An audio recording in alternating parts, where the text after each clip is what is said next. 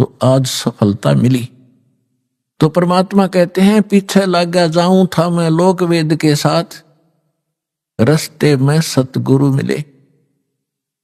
और यो तत्व ज्ञान रूपी दीपक टॉर्च दे दी, लालटेन दे दी, किसकी रोशनी में चल, गड्ढों में मत गिर। यहां परमात्मा कहते हैं कि धर्मदास जी को परमात्मा मथुरा में मिले, वहां उनको टॉर्च दे दी, दीपक दे दिया, उसके बाद उनकी दिशा बदल गई।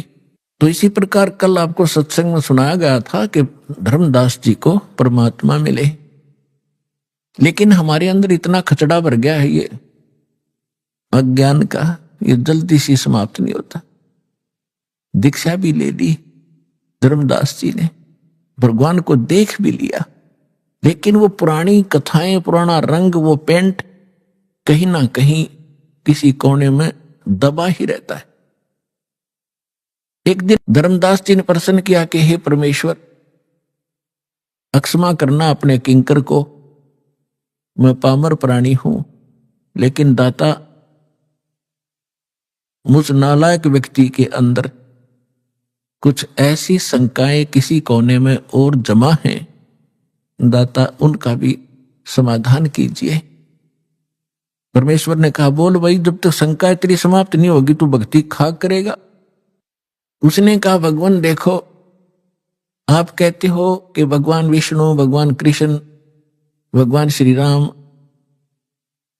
इनमें कोई शक्ति नहीं थी, ये कोई कुछ नहीं कर सकते। हमने कथाएं सुनी अपने पहले वाले गुरुओं से कि भगवान श्री कृष्ण ने मोर ध्वज के पुत्र तामर ध्वज को आरे से दो फाड़ करवा के चिरवा के मृत्यु को प्राप्त हो गया था, उसको जीवित कर दिया भगवान। अब ये बात मेरे गले नहीं उतर रही, क्या उनमें शक्ति नहीं थी? भगवान श्री कृष्ण ने सुदामा उसका मित्र था, दारिद्र बहुत घना था, उसमें बहुत ही निर्धन व्यक्ति था, क्लास फेलो था उनका। एक दिन उनके पास गया जब वो द्वारका के राजा थे, और भगवान 2 मुट्ठी चावल खा के और उसका सुंदर महल बना दिया और घना धन दे दिया उसको। परमात्मा बोले ठीक है बच्चा, पहले तो आप लोग इतने भावुक हो कि सुनते नहीं ध्यान से।